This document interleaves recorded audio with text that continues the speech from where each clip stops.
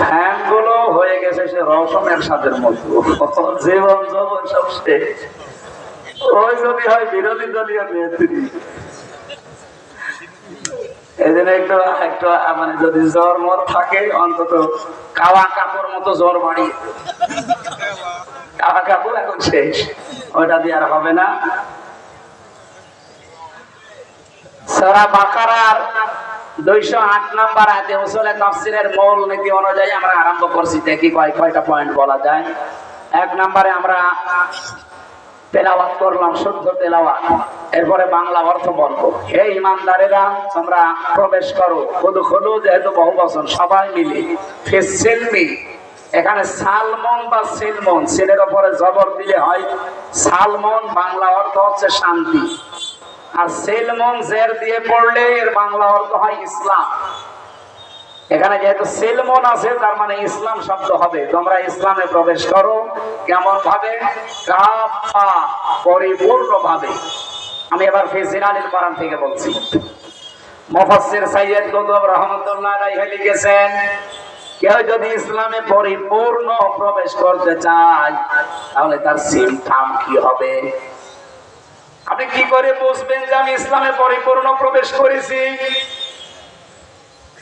পরিপূর্ণ ভাবে ইসলামে প্রবেশ করতে হলে 9টা বিষয় কোরআন থেকে আমি বের করেছি। বললাম না, সামারাইজ করে মাত্র 5টা বলবো। এই 5টার ভেতরে যদি আপনি দেখেন যে আমি আছি, আপনি বিশ্বাস করতে পারেন যে হ্যাঁ আমি পরিপূর্ণ ইসলামে আল্লাহর ঘোষণা অনুযায়ী প্রবেশ করেছি। বলেন সুবহানাল্লাহ। সূরা বাকারা, আল্লাহ রাব্বুল আলামিন এত বড় সূরা কোরআনে আর দেয়নি। 288টা আয়াত দিয়েছেন, 286টা 286টা আয়াতের মাত্র একটা আয়াতের 3 ভাগের 1 ভাগ পর্যন্ত আমরা বললাম, এতটুকুই থাক। আল্লাহ ডাক দিয়েছেন এখানে কোন বেঈমানকে না। যদি কোনো বেঈমান এখানে থাকেন আপনি চলে যেতে পারেন, কারণ এই আয়াত আপনার জন্য না, আপনার আলাদা আয়াত আছে। আপনার জন্য ইয়া আইয়ুহাল কাফিরুন আছে, কি কথা বলেন এখানে? ইয়া আইয়ুহাল্লাযীনা কাফারু আছে আপনার জন্য আলাদা সূরা তাহরিমে। কিন্তু আজকের আয়াত শুধুমাত্র ঈমানদারদের জন্য। ওহে যারা ঈমানের দাবি করো, এখন ঈমানদার কারা? আমি কি ঈমানদার কিনা এটা বুঝবেন কি করে? সাহাবী প্রশ্ন করলেন, হে রাসূল, আমার যে ঈমান আছে আমি টের পাবো কি করে?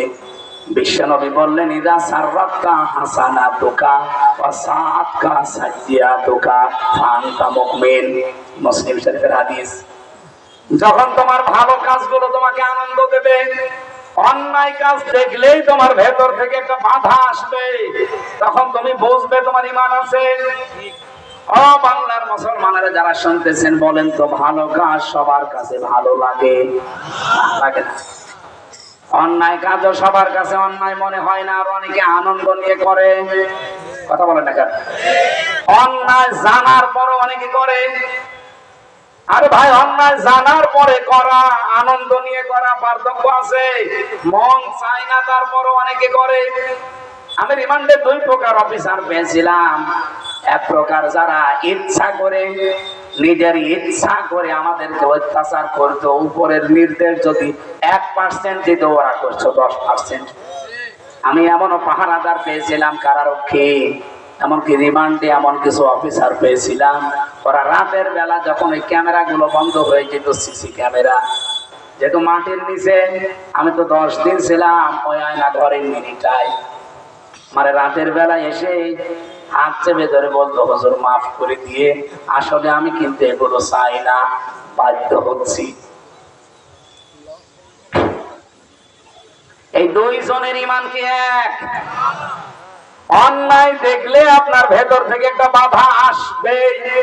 যদি বাধা না আসে, আপনি বুঝবেন আপনার ঈমান নেই। হ্যাঁ, আপনি নামাজ পড়তে পারেন, নামাজ আপনার প্রতি আব্দুল্লাহ ইবনে উবাইও পড়তো। আপনি রোজা রাখতে পারেন, সেও রোজা রাখতো, কিন্তু তার ঈমান ছিল না। আজ বাংলাদেশে বহু মানুষ আমরা ঠিক এই কায়দায় আছি, দেখতে মনে হয় জিবরাইলের ছোট ভাই, তো ভেতরে ঈমান নেই। অন্যায় দেখলে আপনাকে প্রতিবাদ করা লাগবে, হয় হাত দিয়ে। মান রাআ মিনকুম মুনকারান ফালিয়ুগায়্যিরহু বিয়াদিহি। এই যে বিয়াদিহি, এখন মানে শুধু এই হাত না, আপনি এই হাদিসের ব্যাখ্যা পড়ে দেখেন, হযরত আবু সাঈদ খুদরি থেকে বর্ণিত বুখারী শরীফের হাদিস। এই আদনের ব্যাখ্যায় তিনি লিখেছেন, আদন মানে এই হাত, আদন মানে ক্ষমতার হাত, আদন মানে পাওয়ার, আদন মানে আইনের হাত, আদন মানে প্রভাব প্রতিপত্তির হাত। যে যে হাতের অধিকারী সেইটা সে ব্যবহার করবে। যদি সে সেইটা অন্যায় দেখার পরেও ব্যবহার না করে, তাহলে তার ঈমান নেই। দ্বিতীয় পয়েন্টে আসা রাখবে, সে যদি প্রতিবাদী হয়, হাতের দ্বারা পারে না, প্যারালাইজ হয়েছে হাতে, সেই ক্ষমতা নেই, তাহলে সে যেন প্রতিবাদ করে। আজকে সাতক্ষীরায় যে চেয়ারম্যান, এই কলাঙ্গার চেয়ারম্যান কবির বিন সামাদ ভাইকে স্টেজে অপমান করেছে, এই কারণে সারা বাংলাদেশের সব আলেম কিন্তু আজকে ফুঁসে গেছে। এরা ফুঁসেছে এমনি না, এরা প্রতিবাদ জানাচ্ছে তাদের ঈমান রক্ষার্থে। এই অন্যায়টা দেখেও যদি কেউ প্রতিবাদ না করে, বুঝতে হবে ঈমানের ভেতরে দুর্বলতা আছে। 3 নাম্বার পয়েন্টে ছিল, আপনি যদি এটাও না পারেন, অন্তত অন্তরে ঘৃণা করবেন আর পরিকল্পনা করবেন কি করে এই অন্যায়টা বন্ধ করা যায়। এটাও যদি আপনার ভেতরে না আসে, যে যা করছে করুক, লা ইলাহা ইল্লাল্লাহ, তাহলে আপনি বুঝবেন আপনার ঈমান নেই। কারণ আদাফুল ঈমান ইসমে তাফসীল, এটা এর চাইতে নিচে আর কোনো ঈমান নেই। এটা ঈমানের সর্বনিম্ন স্তর। এটা 3টা বললাম ধাপে ধাপে, আপনি কোনটাতে আছে বলেন? অন্যায় দেখে এখন যেহেতু আগস্টের 5 তারিখের আগে নেই, এখন এপ্রিলের 24 তারিখ চলছে, কথা বলেন না কেন? আগামী আবার 2-2.5 মাস পরে কিন্তু আগস্ট আসতেছে। এই আগস্ট আসার আগে আমরা চাই এদেশের নিরপরাধ যারা এখনো পর্যন্ত বিনা কারণে হাসিনার বানানো জেলখানায় জেলে আছে, এই নিরপরাধ এই মাসলুম মানুষদেরকে মুক্ত জীবনে সবগুলো বের করে দেওয়া লাগবে। নয়তো আবার আগস্ট কায়েম হলে এখন যারা আরামে বসে চেয়ারে মসে তা দেখছে, চেয়ারে থাকতে পারবেন না, সে যেই হোক। অনেকে আইনের চেয়ারে বসে সব বেআইনি কথা বলছে এখন, অথচ আগস্টের 5 তারিখের আগেও কিন্তু সে আইনের কথাই বলতো। এই কথা বলছেন, সংস্কৃতির নাম নিয়ে এমন মানুষকে দায়িত্ব দিয়েছে যে লোকটা সমকামী, নিজের স্ত্রীকে দিয়ে পর্যন্ত এই কাজ করায়। 96% মুসলমানের দেশে এরকম একটা মানুষকে দায়িত্ব দেওয়া, আগস্টের 5 তারিখের আগে তো খুঁজে পাওয়া যায়নি। যে মানুষগুলো জীবন দিয়েছে, একটা একটা করে খোঁজ নিয়ে দেখেন, সবগুলোই ছিল অধিকাংশ মুসলমানদের সন্তান। এদের আগামী আগস্ট আসার আগে নিজেকে সামলান, পরিবর্তন করেন, সংশোধন করেন। আমরা চাই না আবার আগামী আগস্ট এই বাংলাদেশে উল্টাপাল্টা আগস্ট ফিরে আসুক। কারণ আগস্ট আসলে একটা ঝামেলা, কথা বলেন। আগস্টের 5 তারিখে মেয়ে শেষ, 15 তারিখে মামা শেষ। আবার যদি আগস্টের 15 তারিখ আসে, চেয়ারে আন্দাজে যারা বসে আছেন তারাও শেষ হয়ে যাবে। 64 জেলায় কম বেশি আমি যাচ্ছি, অবস্থা সবই কিন্তু এরকমই, সবাই খুশি আছে। আপনারা আর কত তাল বাহানা করবেন এই মাসলুম মানুষটার সামনে? আমি নিজে ছিলাম, এই জন্য বারবার বলছি, আল্লাহর কসম লোকটাকে ছেড়ে দেওয়া লাগবে 6 তারিখে। যদি এর বড় তাল বাহানা করেন, আমিরে জামাত যে ঘোষণা দিয়েছিল স্বেচ্ছায় লক্ষ লক্ষ মানুষ নিয়ে আমি কারাবরণ করবো, আপনি জায়গা দেবেন কোথায়? সারা বাংলাদেশ মিলে যত কারাগার আছে মাত্র 1,10,000 মানুষ ধরে, এর যাতে মানুষ বেশি ধরে না, রাখবেন কোথায়? শেষে কিন্তু আবার আগস্টের 5 তারিখ চলে আসবে। এই জন্য নিজেরা যদি আরামে থাকতে চান, আমাদেরকেও স্বস্তিতে থাকতে দিতে চান, আশা করছি শুধু এটিএম আসার না, যত নিরপরাধ মানুষ এই 15.5 বছরে বিনা কারণে মিথ্যা মামলায় মিথ্যা সাক্ষীর কারণে জীবন নষ্ট করছে, সবগুলোকে বের করে দেওয়া লাগবে। অনেক মানুষ এখনো পর্যন্ত, কালকে একজন বলছিল না ওনার সাজা হয়ে গেছে, এই জন্য ওনারা ছাড়া যাচ্ছে না। ওনার সাজা হওয়ার কারণে যদি ছাড়া না যায়, তারেক জিয়া 8 বছর সাজা কি করে ছাড়বেন? ওনারে ছেড়ে দিয়েছেন, আমি দুঃখিত, আমি আরো আনন্দিত। ওনারা আগে আরো ছাড়া দরকার ছিল, কারণ মিথ্যা মামলা। হ্যাঁ, বাবরকে 17 বছর পরে ছাড়লেন কোন কারণে? তারেক জিয়ার স্ত্রী ডাক্তার জোবায়দা রহমান 3 বছর সাজা হয়েছিল, ছাড়লেন কি করে? ম্যাডাম খালেদা জিয়া 6 বছর সাজা হয়েছিল, ছাড়লেন কি করে? আপনারা উল্টা পাল্টা ফতোয়া দেবেন না ভাই। আপনি তো ফতোয়া দেওয়ার যোগ্য না, আমি মুফতি, ফতোয়া আমি দেবো। সুতরাং ফতোয়া উল্টা পাল্টা দেবেন না। ফতোয়া কিন্তু আমরা তৈরি করছি, ফতোয়ার কারখানা নিয়ে বসে আছি। জিজ্ঞাসা করেন, ফতোয়ার কারখানা না আমরা? আপনি ফতোয়া দিচ্ছেন যে না ওনার সাদা হয়ে গেছে, ছাড়া যাবে না, তাহলে এই যে যেগুলো ছাড়লেন বলেন কোন ফতোয়া দেবেন এবার? নিজের বেলায় শোনোওয়ালা, অন্যের বেলায় দুই আনা না? এই বৈষম্য ছিল, এই জন্যই তো 2732 জন মানুষ জীবন দিল। 34,000 মানুষ এখন হাসপাতালে পড়ে আছে বিভিন্ন জায়গায়। এরা খেলা করার জন্য জীবন দেয়নি। আবার যদি বাংলায় বলছি, বাঙালিকে হাইকোর্ট দেখাতে চেষ্টা করেন না, 6 তারিখের পর কিন্তু সামাল দিতে পারবেন না।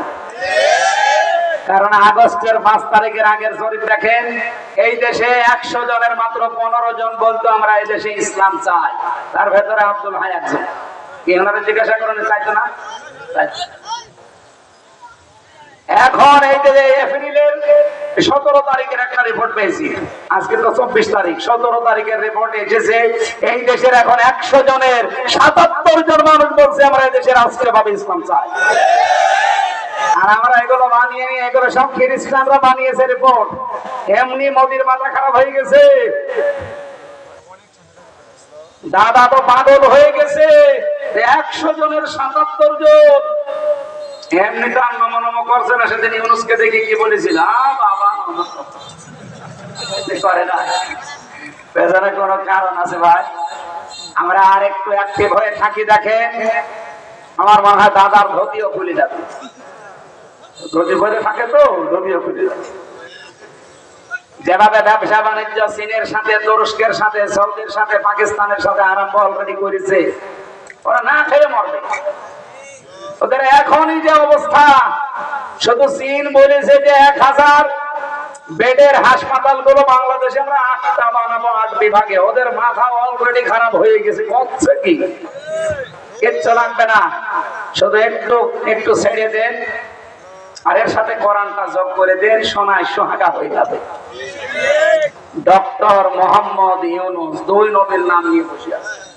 যেহেতু 2 নবীর নাম, তো আমরা আপনার কাছে বড় আশা করি 2টা নবীর নাম নিয়ে আপনি আছেন, মোহাম্মদ একটা, ইউনূস একটা।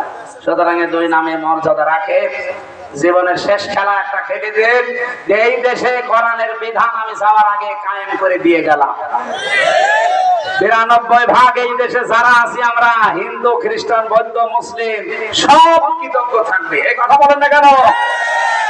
এটা একটা দেখার আশা জাগে, সারা জীবনের আশা আমার, যে কোরআন দিয়ে কি করে চলছে দেশটা আমি যেন দেখে মরতে পারি। বলেন আমিন। কোরআনের পাখি যতগুলো স্বপ্ন দেখেছিল সবগুলো আল্লাহ দেখিয়েছে। অনুযায়ী বলেছিল না যে এখান থেকে শুধু নাড়া দেওয়া হবে, দিল্লি পড়বে, তাই বলিস। খালি বলেছিল যে ইঁদুরের গর্ত পাবে না সালেমরা, তাই পাচ্ছে না। যেটা সেখান থেকে মুখ বের করছে কেরামত গাছের মতো সেটা ধরা পড়ছে।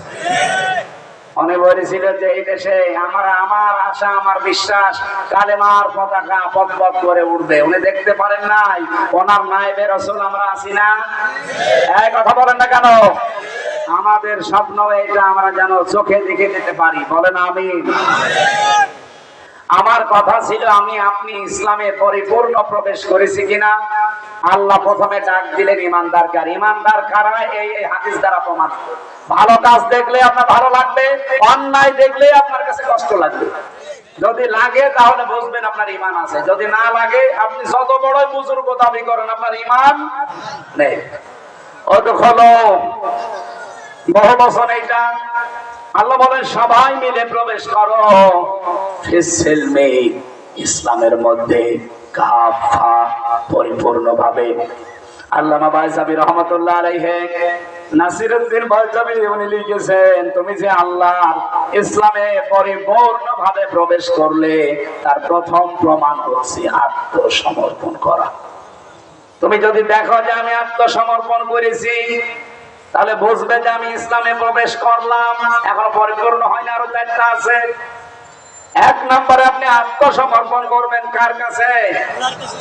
কোরআনে কারীম আমাদের জাতির পিতা ইব্রাহিম নবীর উদাহরণ সেট করেছে। সূরা বাকারার 131-32 নম্বর আয়াতে পাবেন এই দলিলগুলো। ইয ক্বালা লাহু রাব্বুহু আসলিম ক্বালা আসলামতু লিরাব্বিল আলামিন। স্মরণ করা হয় সময়ের কথা যখন আমাদের জাতির পিতা ইব্রাহিম নবীকে আল্লাহ বলেছিলেন আত্মসমর্পণ করো। উনি বললেন আমি আত্মসমর্পণ করলাম, স্যালেন্ডার অলরেডি করে ফেলেছি। ওনার স্যালেন্ডারের ধরন কি ছিল? এখানে কয়টা ধরন পেয়েছি আমি, এদিকে তাকান। এক নম্বরে উনি ধরন দিয়েছেন গাছের মাথায় বসে কোড়াল দিয়ে কাঠ কাটছিলেন। আল্লাহ বলেন আত্মসমর্পণ করো আসলেন। তিনি বললেন এখানে বসে কিভাবে করা যায়? আল্লাহ বলেন গাছের মাথায় বসেই খাতনা করো। উনি কোড়াল দিয়ে ওখান থেকে খাতনা করে ডাক দিলেন বলা আসলামতু লিরাব্বিল আলামিন। এটা প্রথম ধরন, যেখানে যা বলেছে আল্লাহ ঠিক ওই জায়গায় তাই করেছে। দ্বিতীয় ধরনে এসেছে হযরত ইব্রাহিম এবং ইয়াকুব নবীর নাম পেয়েছি। জীবনে সর্বশেষ যে দিন ইন্তেকালের আগে আওয়াসামিহা ইব্রাহিম বানিহি ওয়া ইয়াকুব ইয়া বানিয়া ইন্নাল্লাহা আসতাফা লাকুমুদ-দীন ফালা তামুতুন্না ইল্লা ওয়া আনতুম মুসলিমুন। হযরত ইব্রাহিম এবং ইয়াকুব ইন্তেকালের আগে তার সন্তানদেরকে আমি কিন্তু ধরন বোঝাচ্ছি যে আত্মসমর্পণ কিভাবে করবেন। এক নম্বরে যেখানে যা বলেছে সেখানে তাই করা। ওনার জীবনে বড় বড় 50টা পরীক্ষা পেয়েছি আমি। সন্তানকে জবাই দেওয়া, আগুনের ভেতরে ঝাঁপ দেওয়া, সন্তানকে মরুভূমিতে রেখে আসা, আল্লাহর কাছে 86 বছর পর্যন্ত ধৈর্য ধারণ করে সন্তান চাওয়া, রব্বি হাবলি মিনাস সালিহিন। এরকম একটা দুইটা না, পুরা জীবনে তার 50টা পরীক্ষা ছিল। প্রতিটি পরীক্ষায় আমার আল্লাহ তাকে উত্তীর্ণ করেছেন। এজন্য যেখানে যা বলেছে আল্লাহর সঙ্গে সঙ্গে তিনি পাস। আল্লাহ রাব্বুল আলামিন বলেন তার দ্বিতীয় ধরন ছিল এটা।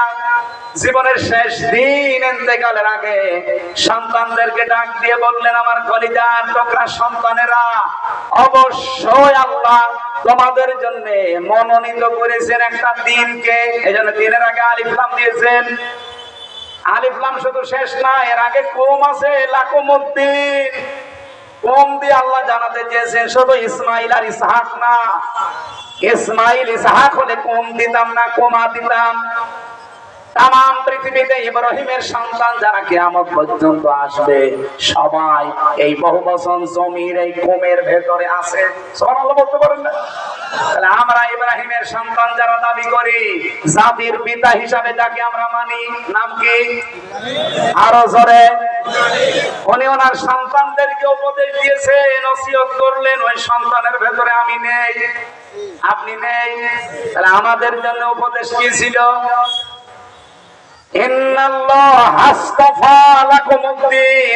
অবশ্যই আল্লাহ তোমাদের জন্য একটা দিনকে মনোনীত করেছেন, নির্বাচিত করেছেন, পছন্দ করেছেন। এখন দিন কি? এই রাতের পরে যেটা আসবে ওই দিন। বলেন বলেন।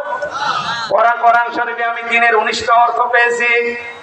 প্রতিটি জিনিসের সামনে আপনাকে আত্মসমর্পণ করা লাগবে।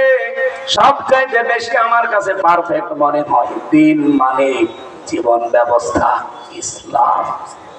এখানে ইন্নাদ-দীনা ইনদাল্লাহিল ইসলাম আফা গায়রা দীনিল্লাহি ইয়াবগুন ওয়া লাহু আসলামা মান ফিস সামাওয়াতি ওয়াল আরদ ওয়া মান ইয়াবতাগি গায়রাল ইসলামি দীনান ফালা ইউকবালা মিন। এরকম সূরা 17টা আয়াত আছে। এই সবগুলো আয়াতের সামারাইজ কথা এই, আল্লাহর কাছে মনোনীত একটাই জীবন ব্যবস্থার তার নাম ইসলাম। সুতরাং বাংলাদেশে যারা আজ ইসলাম বাদ দিয়ে অন্য কোন বিধান, অন্য কোন নিয়ম নীতি কায়েম করতে চাচ্ছেন, আল্লাহর কসম আপনি জীবনেও ইসলামে পরিপূর্ণ প্রবেশ করতে পারেননি। আমরা ইসলামে পরিপূর্ণ প্রবেশ করতে চাই, এই জন্য জীবন ব্যবস্থা হিসাবে এই বাংলাদেশে আমরা কায়েম করতে চাই কাকে? ইসলামকে। বলেন বলেন, আরো জোরে বলেন। এটা যদি আপনার কাছে রাজনীতি মনে হয়, এটাই তো আমার রাজনীতি। এটা যদি ধর্ম ব্যবসা মনে হয়, এটা আমার ধর্ম ব্যবসা। কারণ আমি ইসলামে পরিপূর্ণ প্রবেশ করতে চাই। আমার পিতা আমাকে ওসিয়ত করেছে, এই কথা বলছেন এখানে।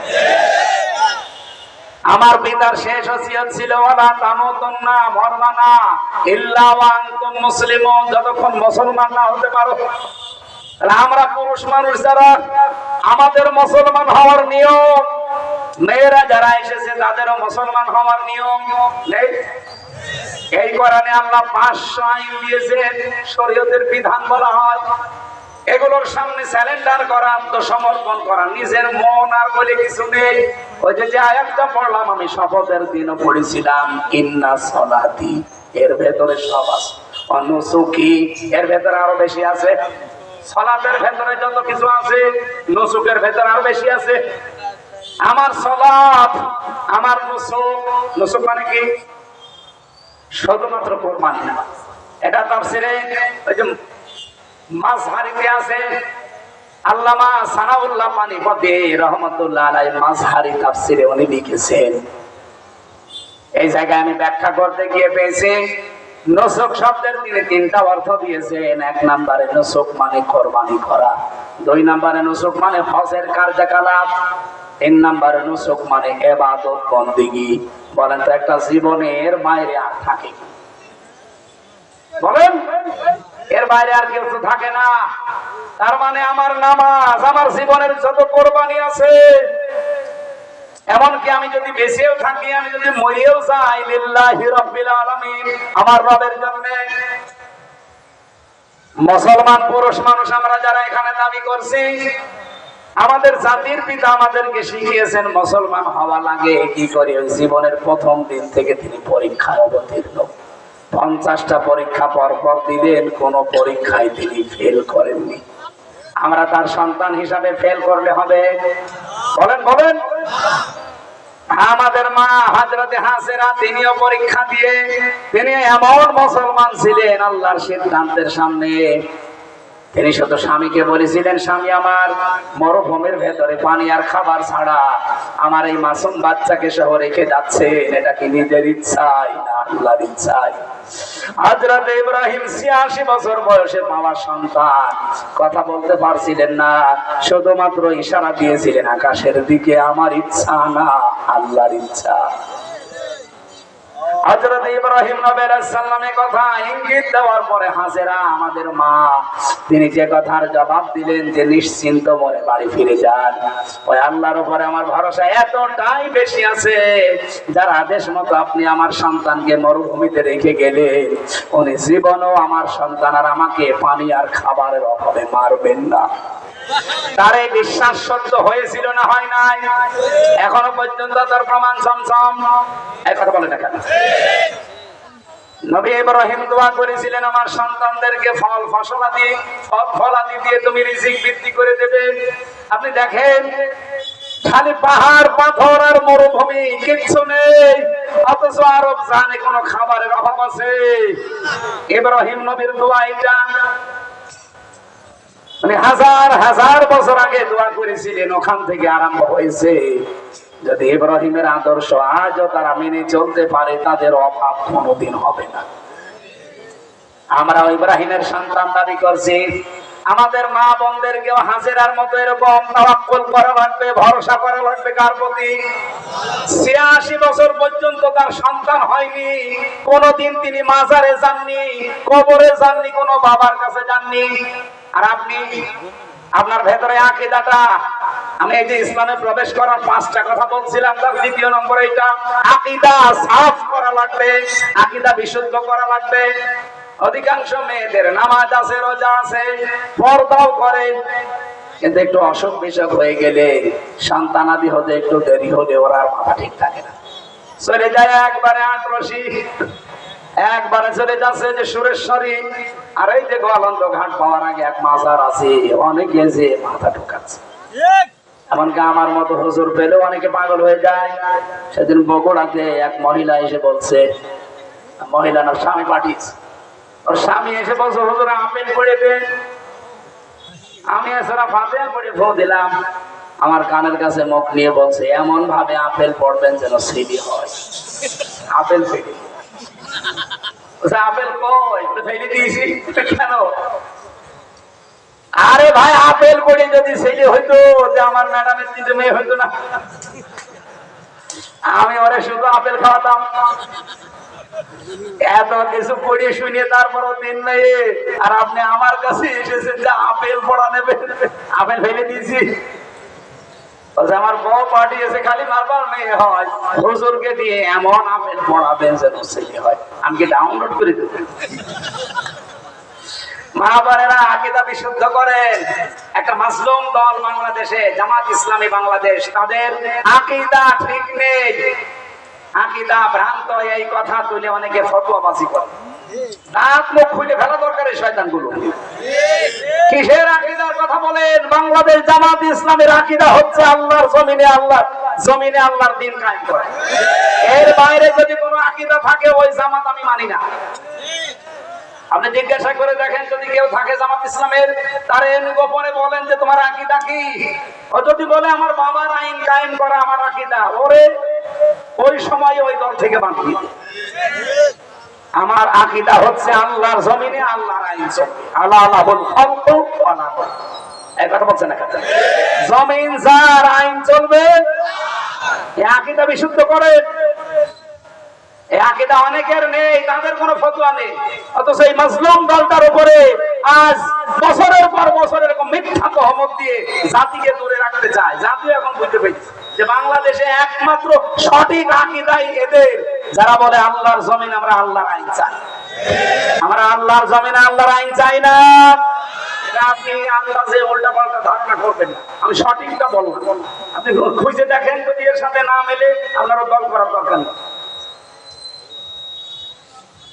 3 নাম্বারটা বলছে উন্নত চরিত্রের অধিকারী হওয়া লাগবে আমাদের।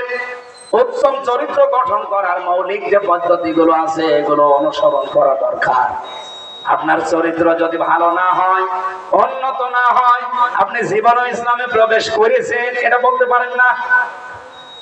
আজ বিশ্বের বহু মানুষকে আমরা দেখতে পাচ্ছি, তারা উপরে মানবতার কথা ছড়ায় কিন্তু তাদের চরিত্র। এই যে ভারতে মুসলিম আইন, আমাদের বাপ দাদাদের ধর্ম, আমার বাপ দাদার হাজারো বিঘা জমি জায়গাগুলো অক্ষ করা, সেটা এখন অবৈধভাবে জোর করে জবরদস্তি করে অবৈধ আইন পাশ করে দখলের চেষ্টায় আছে। কথা বলছেন না? আমি যে হাদিস পড়েছিলাম হযরতে আবু যর থেকে বর্ণিত, মনে আছে আপনাদের? মানিন তাআমা লাইসা লাহু ফালাইসা মিন্না ওয়ালিয়াতাবাওয়া মাকআদাহু মিনান নার। যেই জিনিস তোমার না, ওটা যদি জোর করে নিজের দখলে নিয়ে নাও, আমি নবী 2টা কথা তোমার বিরুদ্ধে বললাম, ফালাইসা মিন্না, ওই দিন থেকে তুমি আমার আর উম্মত না। 2 নাম্বারে ওয়ালিয়াতাবাওয়া মাকআদাহু মিনান নার, সে যেন জাহান্নামে নিজের স্থান তৈরি করে নিল। আজ ইহুদি আর এই মুশরিকরা এটা তো করেই নিয়েছে, অন্যের জিনিস দখল করে নিজের আয়ত্তে নিয়ে আনছে ইসরাইল। আর এই মুশরিকরা এই কথা বলছে না। 2 নম্বর, বাংলাদেশের সাথে একটা মিল আছে। আমি বলছি না, আমি যেই বললাম আমি বলছি না, আপনারা বলছেন ঠিক আছে, বলার দরকার নেই। হাদিসের প্রথম পয়েন্টটা কি ছিল? যে ব্যক্তি অন্যের জিনিস নিজের দখলে নিয়ে নেয়, ফালাইসা মিন্না, সে নবীর উম্মত না। এখানে ফাটা 19টা অর্থে আসে। এখানে ফা দিয়েছেন খেলা করার জন্য না, নবীর প্রতিটি কথা গবেষণামূলক। ফালাইসা মিন্না, যদি সত্যি উপরের কাজ করেন, নিচের যে শাস্তি আপনার উপরে বর্তাবে। কিন্তু ব্যাখ্যায় আমি আর একটা 2টা জিনিস পড়েছি, এদিকে তাকান। কষ্ট হচ্ছে?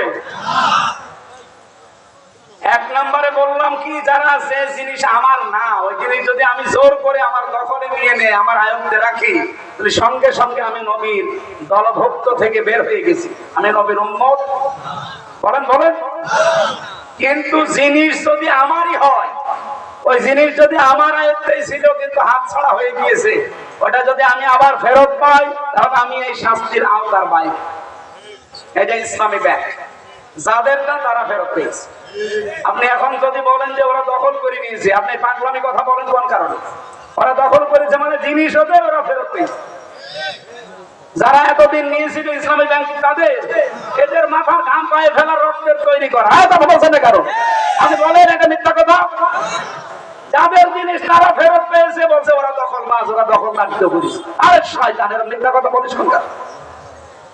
যাদের জিনিস তারা ফেরত পেয়েছে তারা এই শাস্তির আওতায় থাকবে না, সুতরাং তারা নবীর উম্মত থাকবে না। না, হ্যাঁ, যে জিনিস আপনার না, আমরা আগস্টের 5 তারিখের পর থেকে দেখতে পাচ্ছি অনেক মানুষ কিন্তু যে জিনিস তার না, সে বাবা শাহজালাল সব হারাম করে দিয়েছে। নাকি রাজবাড়িতে আছে মানে নাম ধরা লাগবে? কত জিনিস আপনার না, আপনি নিজের মনে করে বিভিন্ন কায়দায় নিয়েছে।